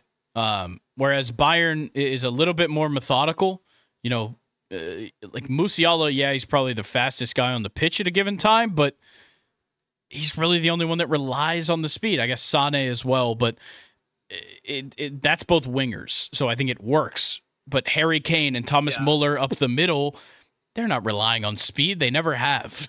So I think when it comes to the goal scoring ability for Bayern, it suits them better to play deep into a game, especially if this game goes to extra time. I think they definitely have the upper hand. It very well could. It definitely could. Very well. So I'm gonna go with Bayern. I guess for leg 2, I'm gonna go 1-1, and they go to extra time, and Bayern ends up scoring a winner in extra time to avoid penalties. I think that this leg, too, it's Bayern, Real Madrid. They've seen each other in the Champions League before. They know what to expect. These teams are going to go at each other. I'm going to predict a thriller. I'm going to go 3-2 Real Madrid in the second leg, and it won't go into extra time. It's going to be a shootout. Yeah. And also, Germany as a whole has the chance to do something amazing, which would be if Dortmund could win the Champions League, because we're obviously about to talk about them beating PSG 1-0. If Dortmund wins the Champions League, and obviously Bayern Munich's going to finish in the top 4, if Leverkusen wins the Europa League, they could have 5 teams in the Champions League next year. That has to be like the most they've ever had. Gotta be. A lot of German teams. Yeah. So that would be very interesting because I think I don't know if Dortmund's in the top 4 right now in Bundesliga. I don't know if they are either. No, they're 5th at the moment. Wow. So that'll be interesting. Yeah. So Dortmund really got a push for this one then. How the fuck is Stuttgart in 3rd place? It's what the dude. Germany always had there's one team every fucking year, man. Union Berlin is going to be safe from relegation most likely. We'll see. They're in 14th, but you never know. There's only 18 teams in the Bundesliga, so yeah, you always got to keep that in mind. You're never far from relegation in Bundesliga. Yep. All right. Well, yeah. Let's talk about Dortmund and PSG then. Dortmund gets the win 1-0 against PSG. How crazy is that? And Jadon Sancho is, like Jake Cronenworth, beating the washed allegations. Agreed. Yeah. It's just Manchester United. I saw a video of like basically every time Jadon Sancho touched the ball in this game, and wow, was he was the number 10 of Dortmund. And I mean, that's the shirt he wears. Yep. But just his ability to beat guys and find not just a pass, but like a key pass, the one that makes the defenders move around or splits them open. Jadon Sancho was absolutely lighting PSG up in this game. Yeah, he's a killer. He was fantastic. Easily the best player on the pitch in this match, I would say. Yes. Like, performance-wise, because obviously, if we're looking at best player, you'd probably say Kylian Mbappe is the best player on the pitch. Yeah. But, yeah, Jadon Sancho was a dog. He touched the ball so much. He was so impactful when he got the ball at his feet. But, like, he wasn't taking bad shots. He wasn't making bad passes. Like, accurate passing-wise, 88%. He created 3 chances. Like, he didn't even assist somebody or score a goal, but he was the best player on the pitch, easily. Yeah. Incredible. You know, he had an accurate long ball. He, won a tackle, whatever. Everything he was doing was just working, and it was amazing. Füllkrug gets the goal scored for Dortmund, which is, fine, whatever. The defense, though. With a ridiculous pass from Schlotterbeck out of everybody. I mean, ridiculous. Yeah. This defense was amazing. The fact that you're able to hold this PSG front 3, honestly, scoreless, is crazy. Ousmane Dembele has been phenomenal this season. Kylian Mbappe is Mbappe, duh. And Bradley Barcola is certainly not somebody to just shy away from in the attack for PSG.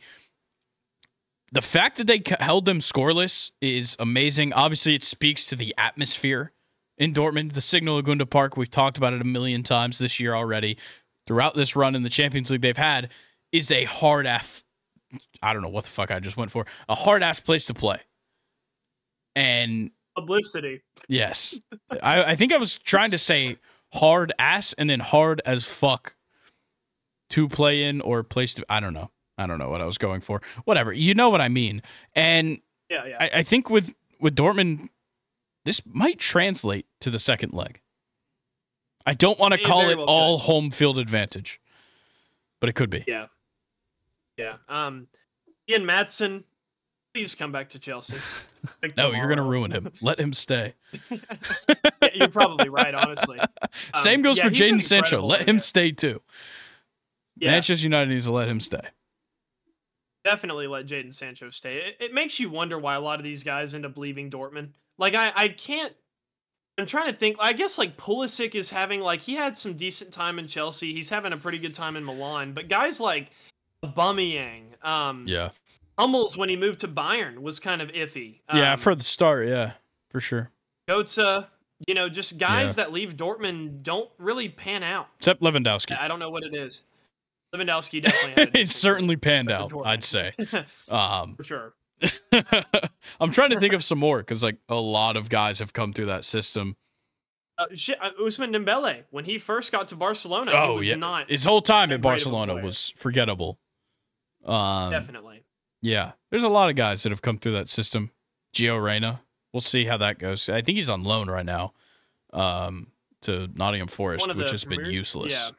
Yeah. Very useless. But yeah, I don't know. Look, Dortmund is such a great place because, like, obviously Erling Haaland is fantastic, and Jude Bellingham are fantastic examples of why you do leave. And you just become the greatest. You're the best players in the world at the time. So maybe you should be leaving. I don't know, but I think Dortmund's got a great chance in the next matchup. I don't know. I think this one is maybe more likely than the other one to go to extra time. I just think PSG has that advantage going home for the second leg. Kind of like how I talked about how Bayern has the advantage going home for the second leg. It's like, PSG, you just play your game. And PSG at home against Dortmund, I 100% believe they could win 2-1 in full time, go to extra time, go to penalties, and we'll see what happens. But I think overall, this game definitely seems like it's going to extra time to me because I think PSG has the upper hand taking it home. I just don't think they have enough of an upper hand to win it in full time. And for sure, and I think it's kind of just looking at this a little bit more holistically. I'm just glad that PSG finally has a lineup that, like, I can root for morally. Agreed.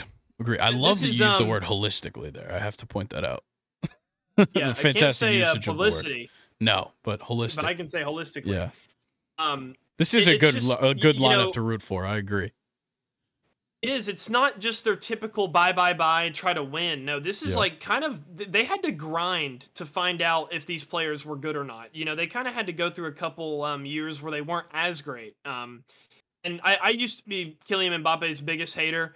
Probably one of like I wouldn't say his biggest fan, but Just wait I'm a till he's huge at Real fan Madrid, of Mbappe. and you can hate him there. Yeah, right. If that ever happens. No, I think it is. We've been saying that, man. I know, but you have to wait till the season's over. All this talk has happened, and they haven't even been in season, and he's been under contract the entire time. Yes.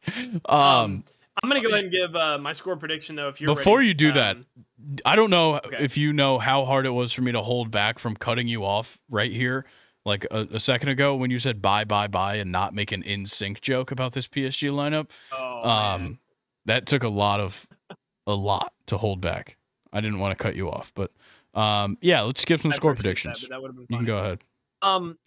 1-1 full time, and then I think PSG are going to end up taking it. That would be a Dortmund win if it's 1-1 full time. Are you talking about on aggregate? Oh yeah. Sorry, it was 1-0. And I guess I'm going to go like maybe 2-1 PSG. That's what I was thinking. Going into it, and then extra time, I think PSG got him. Okay, yeah, I think PSG wins this on penalties, and it's 2-1 in regulation. So I have both games going to extra time, which is interesting. But we'll see. Yeah, all those matches conclude next week, Tuesday and Wednesday, so a lot to look forward to, for sure. Yeah, a lot. All right. Well, I think that does it for the Champions League. And you know what that means. It's questions time. Oh. It's questions time. First one of these in 2 weeks, too. In case you forgot how this works, you submit your questions on Reddit. You do it by 4 p.m. I guess, yeah, if you did it by 4 p.m. this week, we still would have got to it, even though we recorded a little earlier than usual. And, yeah, we come on here, we answer the questions. You get an answer. We get questions. We have fun. Nathan submits them every week. He did it again. This time he titled it, Welcome Back to Second and Short. It is time for questions, which he's right. It is time for questions. So let's go ahead and get into it. Out of the players your team drafted, who will have the most impact in year one? Not Michael Penix. That's all I got to say. I love that question. I'm going to go with...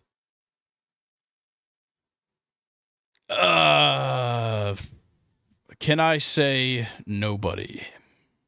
Nah, Braylon Trice. Braylon Trice, our third-round pick out of Washington. I think he'll be the biggest impact player.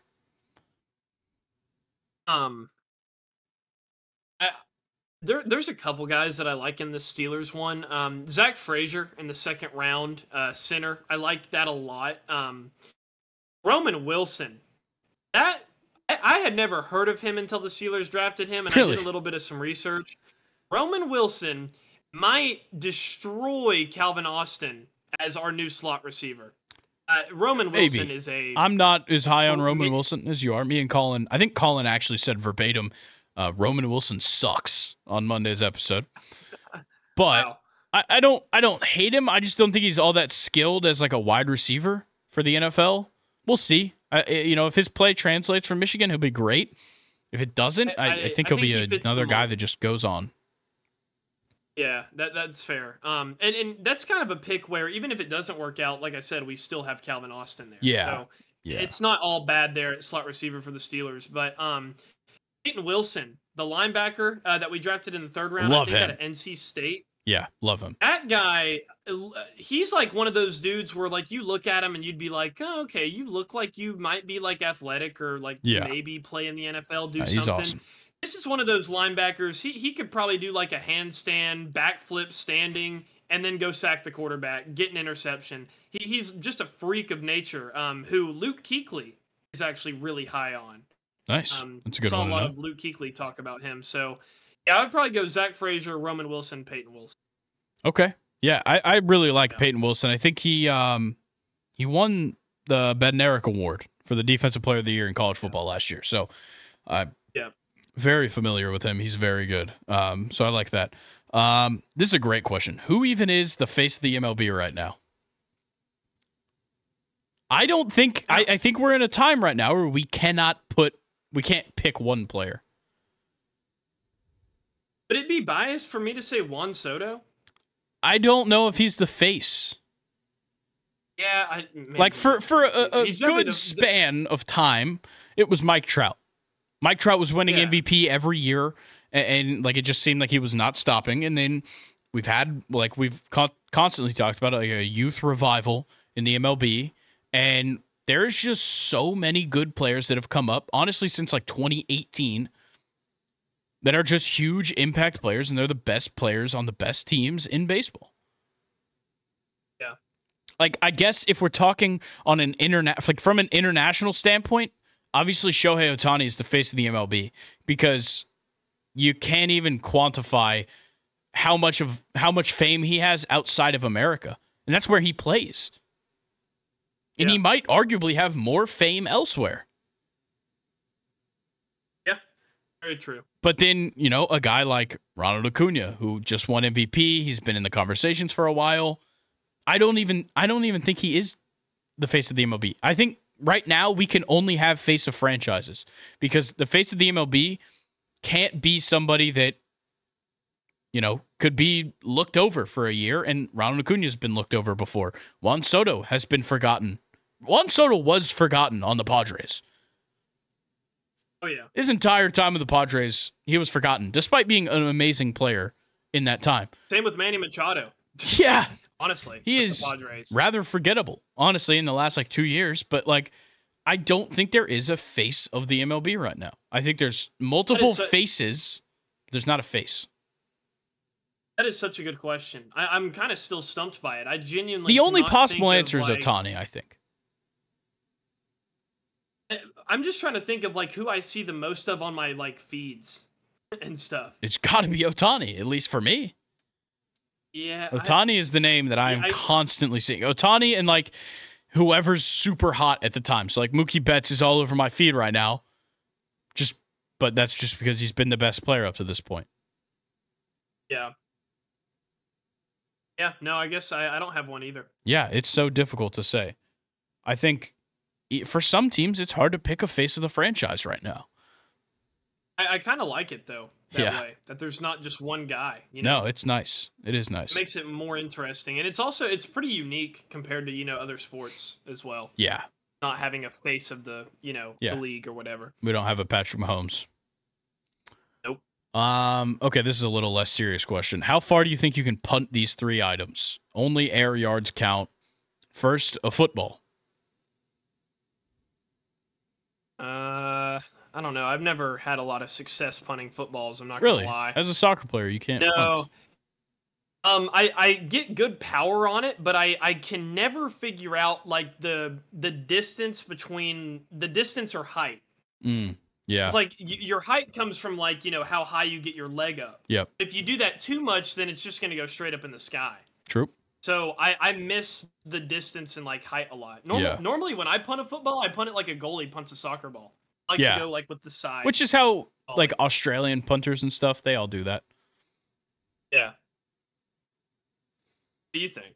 I think I've done it relatively recently, on a field, and I got 30 max. 3 yards. You got to remember how heavy a football actually is. I think that's something people would forget about when you're thinking about punting, is that footballs are heavy and they're relatively hard objects. Yeah, definitely. So definitely. Yeah, I don't know. I'd probably say I'll probably max out at 30, 35, probably. Yeah. And I have I don't know. pretty good leg strength, but it's tough. I guess I'll give myself 40. Okay. I really don't know though. A stuffed animal. We're gonna say this is a teddy bear, a relatively small. I don't know, a foot and a half tall, however tall a teddy bear typically is. Yeah. I think the biggest problem is there's no weight to it, and there's no bounce off the foot. Exactly. That's the big thing. I'm gonna say 10 yards. I really think it would be difficult. I think it gets a lot of air resistance. I was gonna say 20. A lot of air resistance. It's an odd shape. I think the hairs kind of create drag I know I'm really thinking about this from a physics guy standpoint. Yeah. But like the hair creates drag, the shape creates a lot of drag, and then it doesn't have the bounce off the foot, so it's more going to wrap around your foot and kind of get slung off than anything. Yeah. I think it's way harder than we'd think. 20 yards max for me. Okay, I think you'd have to have really favorable wind to get 20 yards. Favorable wind, and it would probably take me a couple tries. I'm gonna stick with like 10, maybe 15 max. Yeah. Okay, last one, a pub sub. See, this is tough because it's gonna explode. It's gonna explode, but like if a shred of lettuce gets super far, does that count? Yeah. What are we counting the furthest I think so. I think the furthest piece of this sub, and obviously it's only air yards, so if you punt and an olive rolls down the field, it doesn't count. But I'm thinking I think it would be tough. But question, would it be easier to get it to go further if it were less items on it?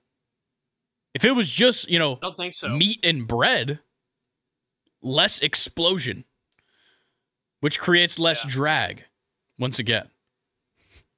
That drag, huh? Well, and also, if it's just bread and meat, you can get it kind of closed pretty well. And I would assume we're kicking this still in the bag. Yeah. So if you don't have anything to shoot out of the bag necessarily, I think it helps its ability to just go. Yeah, maybe 25 yards max for me, and I'm gonna get like every ingredient I can. I'm gonna go with more weight than just like meat and bread. Yeah, I'm gonna go like 15. I think it would explode too wide. Yeah. Like it hit the foot and just like split in half and just not go straight. Yeah. What a conversation. How far could we punt a pub sub? Didn't think I'd be talking about that. Great question. I would never do that because they're way too fucking good. It's too amazing. Also, this is a perfect time for me to gripe about something. So, love Bert Kreischer. Huge fan of Bert Kreischer. Oh, no. I don't remember what I was watching. I think it was an episode of Two Bears. I don't know if it was a clip or what episode it was. He was talking about pub subs. And he was talking about what makes them so great. And he was like, yeah, they're good. They're huge. You get a ton of food, blah, blah, blah. And he said it's like 4 meals. A whole pub sub is 4 meals. Now, I don't know about that. I think that's bullshit. Because I am a person that if I buy, whether I buy a half or a whole, I have to finish it. I can't fathom not finishing it. Never. But I will say they reheat fantastic. So I don't have a problem with that. But 4 meals from one pub sub is absurd. You're not eating half of one of those halves for a meal. No. Like, it's a lot. No. But no. Yeah. It's ridiculous. Sorry, Bert. I had to call you out. I had to. Okay. Rank the campuses of any college you have been to or toured. This is fun. I've been to a few. So. Yeah, shit. I don't. Sorry. What was that? My roommate Logan just making noises. Gotcha. Think of you go first because I don't think I've not been to many. Okay. So, it's hard to rank. I think I'm gonna have to say all of them first, and then I'll go back and rank them. So, obviously, Kennesaw State, Georgia Southern, Georgia Tech, Auburn, Florida State, I guess I don't know if I've really spent time on Georgia State's campus. I don't think I could claim that one. It's just Atlanta. Yeah, I'm not going to count that. University of Kentucky, so Lexington. Have I been to any others? I'm trying to think. Oh, Barry College. Shout out Jared. Shout out Jared. I don't know if I've been to any others. trying to think. Have you ever been to Oglethorpe? No, I haven't. Yeah, I think I've been to 8. Seems like. Really don't know if I've been to any others. And if I did, I didn't spend enough time to really get a feel for it. Was it like a top 3 or just rank them? You said rank them, so I have 8 to go through. I hate to do this. Georgia's last. That shit sucks. I hate walking that campus.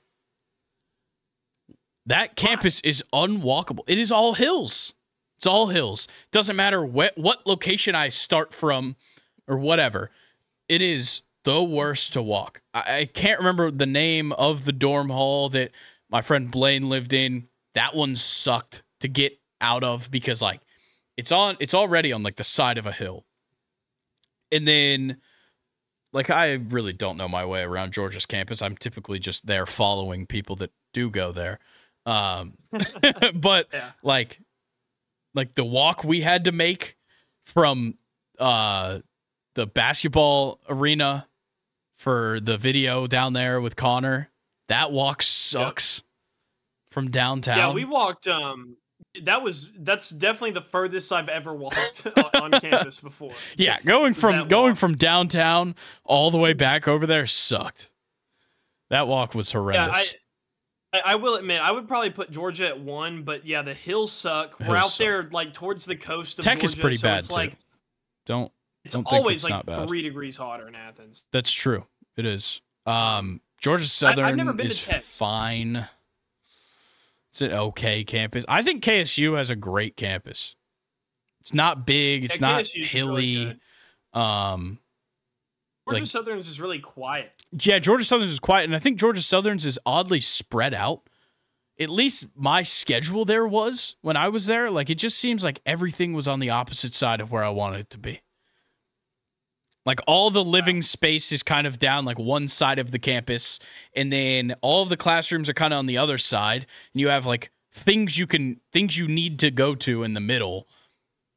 Like, it's just so oddly set up that I hated it. But, like, it wasn't the worst, and it's super flat because it's South Georgia. So that one's not bad. Auburn is amazing. I think Auburn might be number 1. Yeah, I've never been there. Auburn's great. It's flat, which is nice. Because I think a big part for a college campus to me is walkability. Oh, yeah. Like, if you can't easily walk a college campus, it probably sucks. Yeah. And I think Auburn is the perfect, like, things are kind of spread out, but, like, it has a very, like, middle of nowhere vibe because it's in the middle of nowhere. But, like, it's not bad at all. I like it. I like the vibes. I think the vibes of Auburn are nice. Also, I've only been there on game days for football, so that probably goes with it. But I think Auburn might be number 1. I think Florida State's 2. I think Florida State is kind of an ugly campus just because it's in North Florida, and that's an ugly place. But, yeah. And then Barry College is nice. I think Barry has a nice rustic vibe to it. That you don't get with some of the newer schools and like some of the big schools. Georgia State's is just dangerous. Yeah. It's not the part of Atlanta you want to just be walking around. It's not, which is so weird because like I used to go to Atlanta a lot, having season tickets to Atlanta United. So I felt like we were always downtown doing something. And then I actually went to Georgia State. Of course, I was online, but I toured their campus a couple times. It's literally like in probably one of the worst spots of downtown Atlanta. It's horrible. Yeah, it's bad. Real bad. Bad place. Yeah, I don't know. I've been to so many that it's hard to remember some too. It's been a while. I haven't been to Florida State in a while. Need to get back down there. I couldn't imagine what life is like as a 21-year-old college student in Tallahassee, Florida. Like, yeah, I've heard stories. Do you even do school there? I don't know a lot of people that did. Outside of my parents and like family members that went there, I don't know anybody that actually did schoolwork at Florida State. That's crazy. Man, do I wish I gotten in. We wouldn't be sitting here right now if I'd gotten into Florida State. I'll tell you that. Um, that is for certain. I would not be doing a podcast. I would probably be dead, maybe. There's no telling what I would be doing. All right, let's move on from this one. We spent way too much time on that question. If you could add a new rule to soccer, what would it be?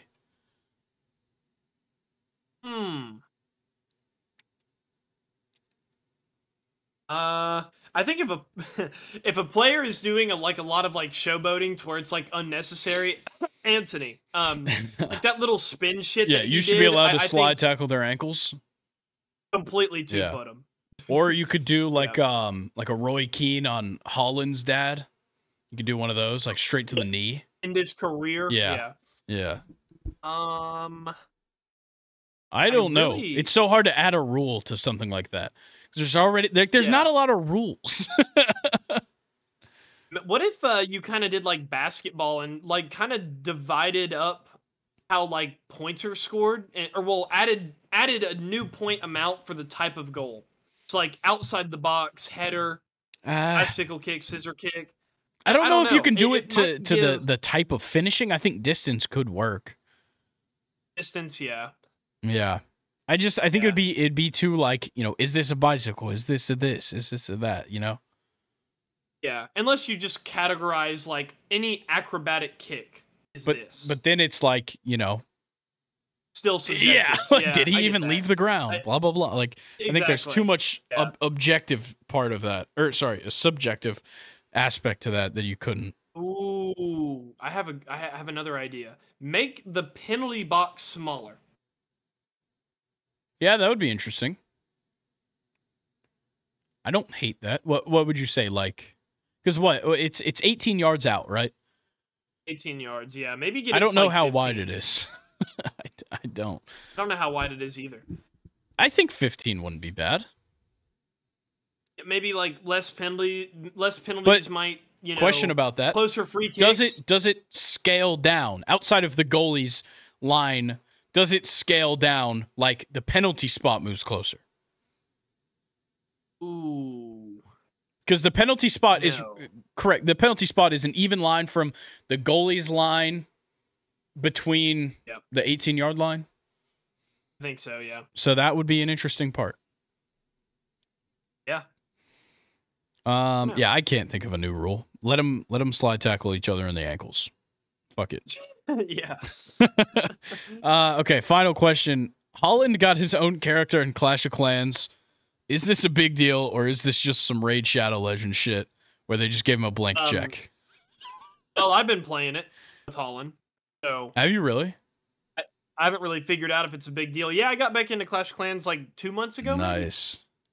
Almost a max Town Hall 11. It's the fucking walls. Why does a wall need to cost 1 million gold or 1 million elixir when my storages can only hold 20 million max, which means if I max it out, which already takes a lot of time, I only get to upgrade 40 walls at a time, but I have like 300 of them. Like, what kind of sense does that make? Are walls not important to the game? I don't fucking get it. Anyway, I did not anticipate that. I've been grinding for way too long on this wall shit. Oh man. Yeah, let's be honest. Erling Haaland in real life looks like a animated character, so it makes sense. Oh man, but he's actually like, I don't think he is in the game. I think it's like a skin you can get for like a barbarian king. Let's pull up some details. Erling Haaland, Clash of Clans. See, I've never spent more than like 2 days on Clash of Clans, so yeah. Let's see. He is the barbarian king, apparently. It says he's become a playable character in Clash of Clans. Character's called Barbarian King and is the first in the game to be based on a real person. Oh my god, he is in the game. So, like, you actually use him. You can get him for $10 right now. Fork it out, man. You got that. That is so weird. Yeah, I guess he's just in the game. You just use him. Wow, and his face, it looks like him, but like you said, it also, you're like, oh, that kind of looks like a Clash of Clans character. Yeah, exactly. But it does look like him. You can't say that they fucked it up to make it look like something else. No, that's him. Look at that. That is him. That's literally him. And it looks pretty goddamn accurate. Yeah. That's hilarious. I wouldn't say it doesn't fit in. let me have Travis Scott, Barbarian King. Oh, fuck yeah, dude. Oh, man. I feel like he'd have to be some type of rage thing. Yeah. I feel like that would work better than Barbarian King. Yeah. I think the Holland Barbarian King does make sense. He's Nordic, so that's already, he's a great attacker, if you want to get the pun out of it. Okay, well, yeah, that's the end of questions time. A very interesting way to end it. Yeah. With Luke ranting about Clash of Clans and the price of walls. Like I said, was not expecting that. But a fantastic conversation nonetheless.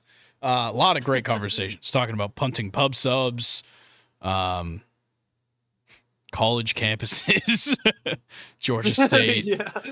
Very interesting questions time that we just had, but I guess we'll wrap it up here. And I want to thank everybody because this is episode 150.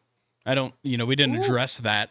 Also, if you have a okay, I don't think anybody's expressed their problems with it, but I don't know if anybody had a problem with this, but I did count the live stream as episode 148.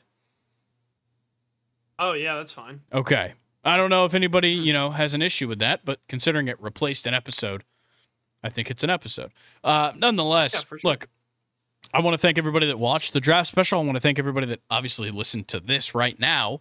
Best way for you to show your thanks to us is to follow us on all of our social media accounts. They're right here at the bottom of the screen. If you go to this, go to the Reddit, r/2ndand short, get those questions submitted by Thursday.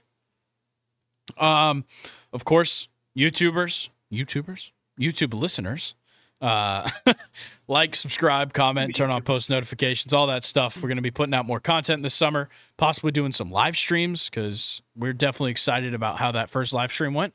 So look out for that. So make sure you got the notifications on YouTube. And then, of course, the podcast listeners, I'm not going to tell you again. You know what to do. And once you do it, rate 5 stars and follow on the podcast platforms. Luke, anything for the people before we get out of here?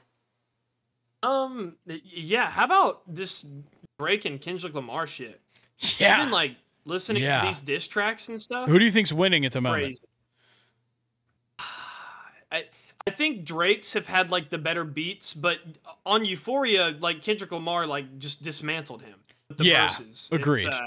That's kind of my 2 cents. Yeah, I think Push-Ups has, replayability somehow. Yeah, sure. Euphoria, not so much, but it is fantastic. Yeah. It is an amazing Definitely. song. Okay. Yeah, I think Kendrick's winning for sure. I think we're both in an interesting position because I think we're both really big fans of both of them. Yeah. I still want to know why. Why is it that after Kendrick dissed Drake on the first Metro and Future album, now you have The Weeknd, Rick Ross, A$AP Rocky, Kanye again? Yeah. All of these guys are jumping on Drake, and I have zero. I really want to know what's going on. I think it's just a matter of Drake is a relatively, I don't know, ignorant, I guess. Outspoken? Yeah. I think he just he kind of boasts a lot about being the best. And I don't think anybody has a problem necessarily with it, but when he does start dissing people, why would you not go back at him? Because you're going to get attention from it. Yeah. And I think Kendrick is the best guy to do it because he's really the only person that could step to him. It's really just Kendrick and Kanye that could step to Drake. I don't think J. Cole is at all in the conversation. I'm a big fan of J. Cole. I don't think he's in this conversation whatsoever. Wow, that's a take.